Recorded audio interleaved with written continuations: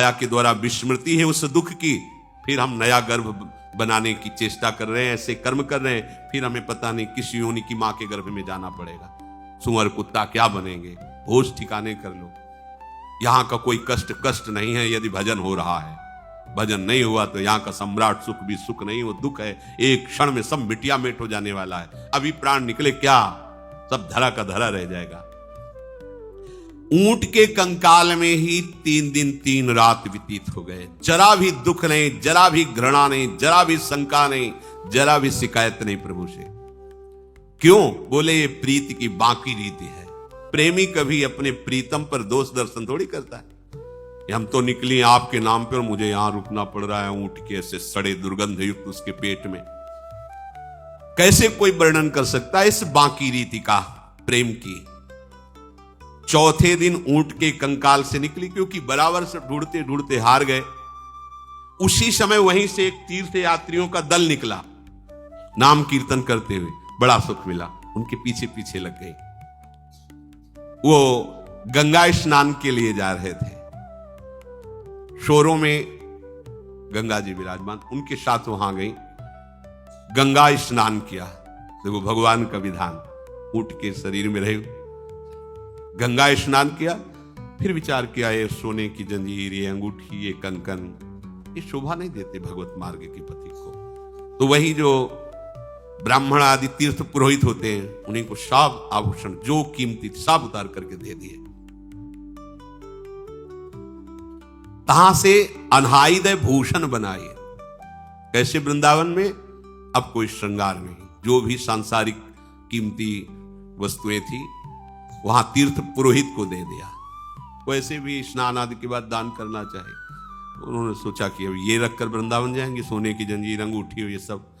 देखो भगवत मार्ग में चलने के लिए हम अगर रजोगुणी वस्तुओं का सेवन करेंगे तो हमारे अंदर भजन की जो विक्षेप वृत्ति है वो बनी रहेगी। बार बार भजन में मन नहीं लगता, ये विक्षेप वृत्ति है। हमारा भोजन, हमारा वस्त्र, हमारा शरीर, इस पर बड़ा सहयोग होता है भजन पर। इसलिए जैसे रज लगाए हो सात्विक वृत्ति से, ऐसा।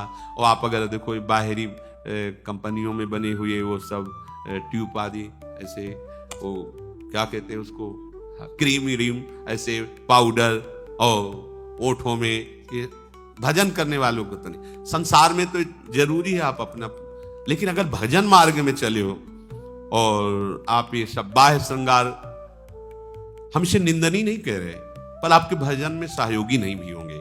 गृहस्थ में, प्रवृत्ति मार्ग में, संसार मार्ग में इनका अस्तित्व है, इसीलिए बने हुए हैं, लेकिन भगवत मार्ग में इनका अस्तित्व नहीं है। अगर ये सोने की जंजीर, अंगूठी, कड़ा, ये सब ना, तो आपके अंदर रजोगुण बना रहेगा, अहंकार बना रहेगा, भजन में विक्षेप होता रहेगा। भजन के लिए तो अत्यंत दैन्य चाहिए। भजन के लिए तो ऐसी भी स्थिति आती है कि तिलक लगाने का भी होश नहीं रह जाता है। वो लिखन्ति भुजमूल तो न खलु शंख चक्रादिकम विचित्र हरि मंदिरम न रचयन्ति भालस फले लसत तुलसी मालिकाम दधति कंठ पीठे नवा गुरुर भजन विक्रमात् को इहिते महाबुद्धया।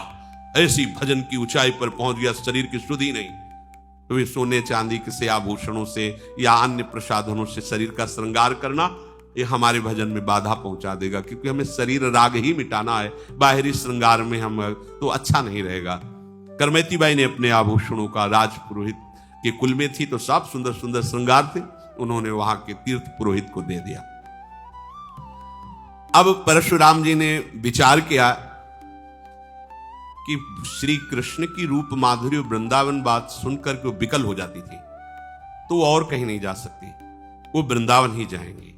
और ऐसा ही हुआ। गंगा स्नान करके वहां से पूछते हुए वृंदावन धाम की उन्होंने यात्रा की। और वृंदावन धाम में जो अच्छे आभूषण आते वही उतार देते, यहां के कपड़े भी उतार दिए। बड़े बड़े पत्ते बट वृक्ष के जैसे ऐसे, उनको ऐसे शरीर पर गीली मिट्टी ऐसे पोत ली, ऐसे लगा ली। कैसा वैराग, गजब का वैराग। पत्ते से ऐसे शरीर के स्थानों को ढक करके रात दिन भजन में लगे। वृंदावन का उस समय वास अत्यंत दुर्लभ वास, क्योंकि सिंह, भेड़िया, चीते, मच्छर, सांप, बिच्छू, ये सब अब आज तो आधुनिकता का बहुत कुछ नहीं, कहीं कोई बिजली ये सब रोड ये सब नहीं। बाहरी लोगों का तो यहाँ आना ही नहीं, जो भगवत प्रेमी हैं वही कोई कदम रख सकते थे। नहीं, वृंदावन केवल उन महापुरुषों के लिए था जो प्रिया प्रीतम के अनुराग रंग में छके हुए हैं, जिनके बस कर करवा कामरी कांधे में कुंजन माही बसे हो। ये तो अत्यंत दुर्लभ रहनी है। व्यास जी ने, परशुराम जी ने विचार किया वृंदावन ही गई होंगी, वहां से आए और मथुरा में किसी चौबे ब्राह्मण के यहां रुके। वहां पता लगाया तो उनका हां कुछ दिन से चर्चा में है कि एक नौ युवती वृंदावन में आई हुई है और बड़े वैराग्य से रह रही है, तो उनका वो हमारी बेटी ही होगी। चल, अब वृंदावन में ऐसे खोजना थोड़ी था कैसे, तो वो पेड़ों पर चढ़ उनके साथ आए और पेड़ों पर ऊपर चढ़ करके दूर दूर तक देखते। ऐसे नहीं घूम सकते थे आप, सघन वृक्षावली। जिस समय सब आचार्य कोटि के यहाँ ऐसा नहीं कि साधारण पुरुष आ सके या मनोरंजन चलो वृंदावन घूम आते, ऐसा नहीं था। कोई प्राण समर्पित करने वाला ही आता था यहाँ। और ये भी आए मथुरा के पंडा को लेकर, तो एक वृक्ष में चढ़ गए, दूर दूर तक देख लिया, फिर किसी ऊंचे वृक्ष पे चढ़ गए। ऐसे नहीं कि आप ऐसे ढूंढ लो ऐसे घूम लो। तो एक वट वृक्ष के ऊपर चढ़े तो दिखाई दिया रज पोते हुए पूरे शरीर में ब्रह्मकुंड पर करमेती जी ध्यानस्थ विराजमान है। और ऐसा ध्यान कि आंख मुंदी हुई, आंखों से अश्रु बह रहा है। वहां की भूमि भींग गई, इतने आंसू। यहां दो चार बूंद आंसू गिर जाए तो अपने को हम प्रेमी छपवाना चाहते हैं। वहां दशा क्या है, कितना कठोर जीवन। ये आंखों से अश्रुओं की धार बह रही, भूमि गीली हो गई। देखो इसमें वर्णन किया है कि देखी भूमि असुआ भिजाइए। ऊपर से देख रहे हैं बट वृक्ष से, वहां की भूमि गीली सामने की दिखाई दे रही। इतना श्री कृष्ण प्रेम में अश्रु प्रवाह हो रहा है। ये रंग जी के मंदिर के निकट है ब्रह्मकुंड। ये प्राचीन तीर्थ है। वत्सहरण के बाद ब्रह्मा जी ने यही प्रभु की स्तुति की थी, प्रदक्षिणा की, नमस्कार किया। इसीलिए इस तीर्थ का यहाँ बड़ा महिमा है, जो रंगनाथ जी के समीप है ब्रह्मकुंड, इसीलिए उसे कहा गया। वहां दूर से देखा मूर्तिमती मानो तपस्या विराजमान हो। वृक्ष के ऊपर चढ़ के देख रहे थे, सर्प, बिच्छू, बाघ, भेड़िया, हिरन, मयूर, पशु पक्षी, ये आसपास सब घूम रहे थे करमेती जी के। ये वृंदावन में बड़ो ही कठिन है वृंदावन बात। महापुरुषों, यहाँ का मच्छर ऐसा डंक जैसे बिच्छू मारे ऐसे यहाँ के मच्छर, पदों में लिखा है, नागरिकता पदों में लिखा है। यहाँ के मच्छर मतलब वो पदों में रचना की कि यहाँ के मच्छर ऐसे थे। और ब्रजवासियों की हृदय वृत्ति बड़ी कोमल है और वचन बहुत कठोर है, हेलना पूर्वक। इनके प्यार को समझ, रे बाबा, तो जैसे हजारों घूमे, चल आ रोटी खा ले। ऐसा लगेगा झगड़ा कर रहे हो, गरम गरम रोटी घी से चुपड़ी खवाएं। इनके वचनों को जो है कभी अन्य भाव से न ले। इनकी जैसे गोपाल सहस्त्र नाम, ऐसे इनकी गालियां निकलती है मुख से। जब ये बहुत प्यार में होंगे तो दो चार गालियां ये आपको प्रसाद में देंगे, उसे कि हमें गाली दे रहा है, ऐसा नहीं, ये प्रसाद है इनका। हेलन पूर्वक बात है, ऐसे बात करेंगे मानो झगड़ा कर रहे हैं। हृदय इनका बहुत, ये बड़ा कठिन है ब्रजवास करना। अगर इनका अपमान कर दिया तो श्री कृष्ण का अपमान है। बात समझो, ये भगवत पार्षद हैं, सदैव बड़े बड़े आचार्यों ने यही शिक्षा देके अपने जनों को भेजा है। और इनकी पवित्रता पर दृष्टि न डाले। ब्रजवासियों के जूठ टूक और घर घर छाछ में केवल ब्रजवासियों के लिए बातें कही गई। वो किस जाति पक्ष के ये भी नहीं देखना है।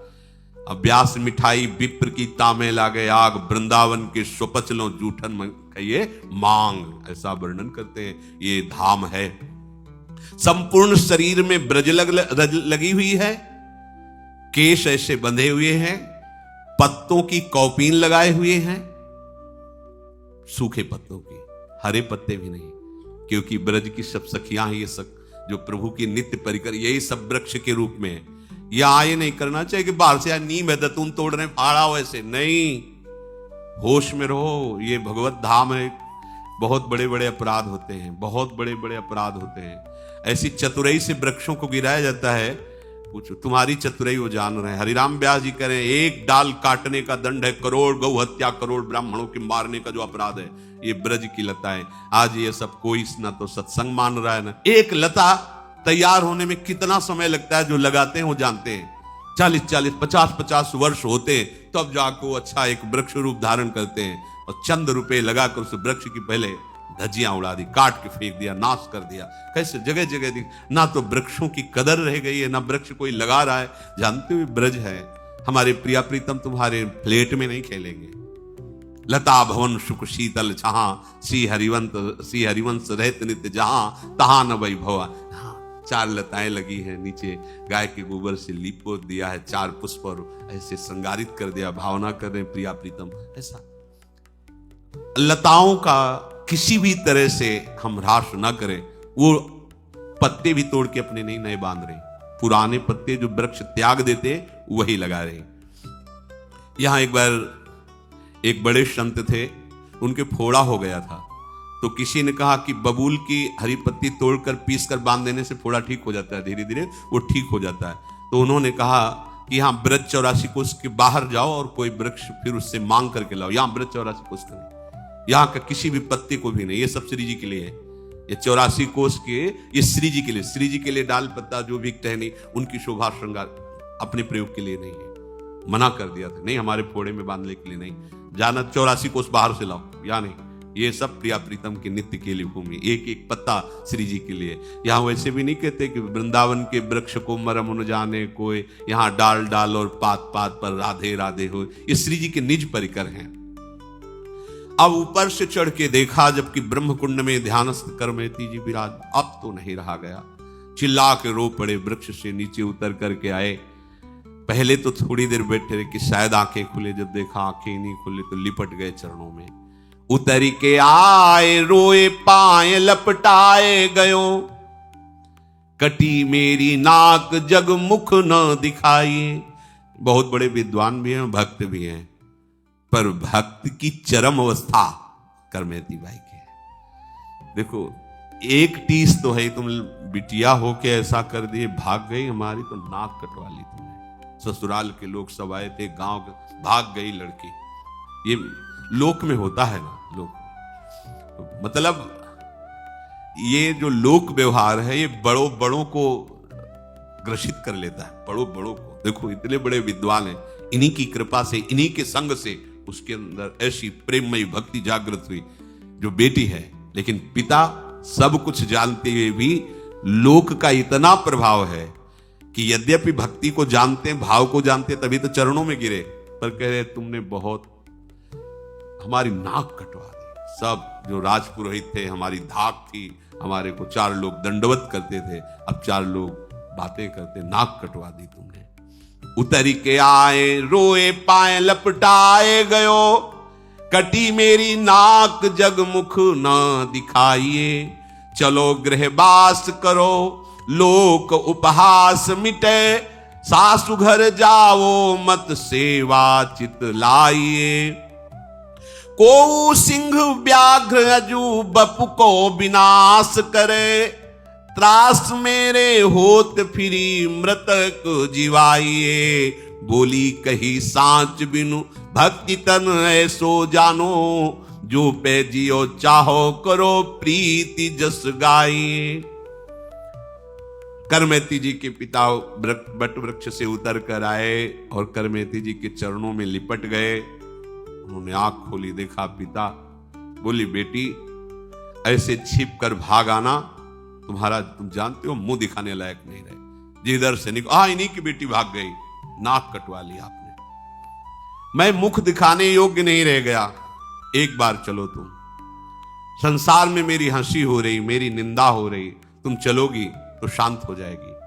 ससुराल मत जाना, घर में रहकर, घर में ठाकुर सेवा है, खूब ठाकुर सेवा करो, भजन करो। और बात समझो, ये वन है, कोई बाघ सिंह तुम्हारे शरीर को नष्ट कर सकता है। मुझे इस बात का बड़ा डर लग रहा है। सासू के यहां मत जाना, ससुराल मत जाना, हमारे यहां ही रहना, अपने घर में रहना, ठाकुर जी का भजन करना, पर यहां से चलो। तुम्हारी मां तो ऐसा लग रहा है नहीं जाओगी तो मर ही जाएगी, जीवन दान दो उनको, चलो।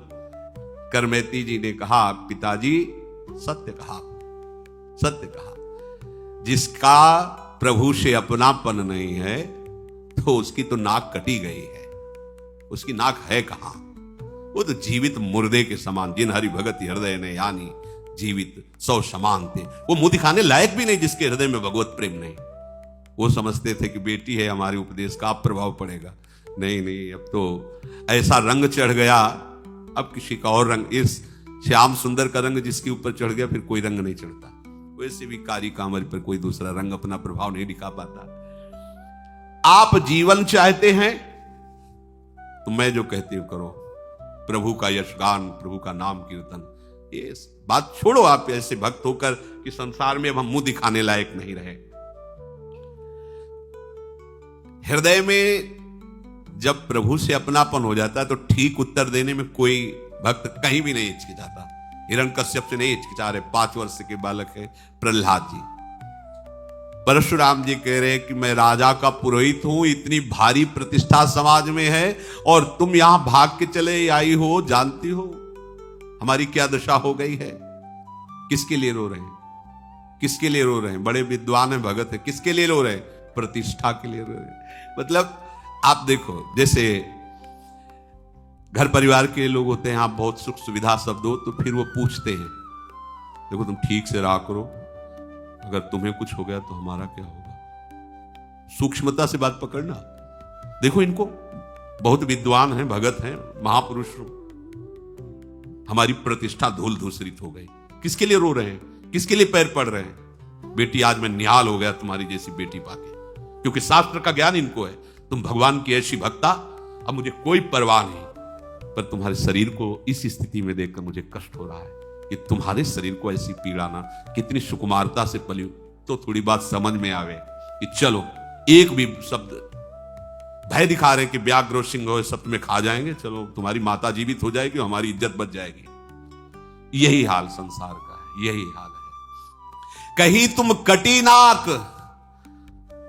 कटे जो पे होए को। करवेती जी का तुम्हें नाक है ही नहीं तो कटेगी। कह रही है यही बात खास, ये बहुत गंभीर विषय है, गंभीर बात है। कह रहे तुम कह रहे हो नाक कट गई, तुम्हें तो नाक ही नहीं थी तो कटी क्या? नाक जानते हो कैसे कहते हैं? भगवान के प्रेम को नाक कहते हैं। तुम्हारे है ही नहीं भगवत प्रेम, तुम्हें तो नाक कट गई।